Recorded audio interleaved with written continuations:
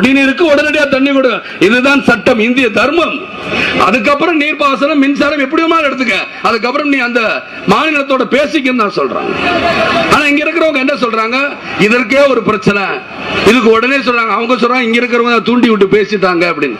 இப்படி முன்னுக்கு பின் பிரச்சனை பேசிக்கிட்டே தான் இருப்பாங்க. ஆனா நம்ம என்னமோ அவசரப்பட்டு எல்லாருமே உண்ணாவிரதம் இருக்கிறோம், எல்லாம் உட்கார. ஆனால் அங்கே அந்த பிரச்சனை தீர்மானா அங்க தீர்த்து வைக்கிறதுக்கு யாரு? இங்க உடனே நடிகர்களும் திரையுலகத்தை சேர்ந்த உண்ணாவிரதம், அங்கேயும் உண்ணாவிரதம். அதை எடுத்து காட்டுறதுக்கு இங்கேயும் டிவி இருக்கு, அங்கேயும் டிவி இருக்கு. உடனே மாத்தி மாத்தி வியாபாரம் தான் இருக்கு தவிர யாரும் தண்ணி வாங்கி கொடுக்கறேன்னு சொல்றதுக்கு இங்க யாரு இருக்கா?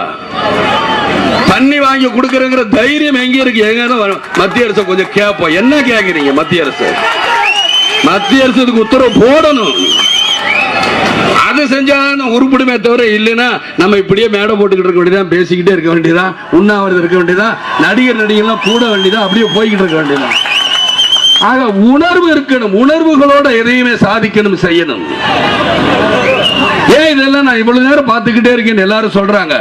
இல்லாட்டி நாங்க தமிழ ஒண்ணும் சும்மா இல்ல, எங்க கை சும்மா மாங்காவை பறிக்க, அதெல்லாம் இங்க பேசுறது வெறும் பேச்சு கிடையாது. போய் சாதிக்கணும். அங்க போய் நாம எல்லாரும் ஒண்ணு பி இண்டியன் பை இண்டியன், எல்லோரும் இந்தியர்கள் சொல்லும் போது இதை யார் தீர்த்து வைக்கணும்?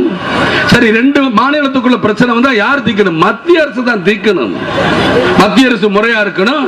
ஆனா கூட்டணிங்கிறோம், எல்லாம் வைக்கிறோம். ஆனா என்ன இருக்கு? ஒண்ணுமே கிடையாது.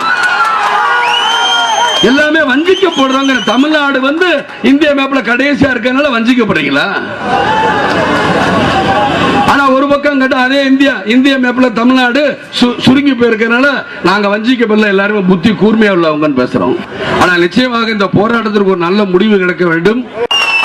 இந்த போராட்டங்கள் போராட தயார். தமிழ்நாட்டு மக்கள் போராடி அழுத்து போய் தான் இருக்கிறாங்க. ஆனால் அதற்கு விமோச்சனம்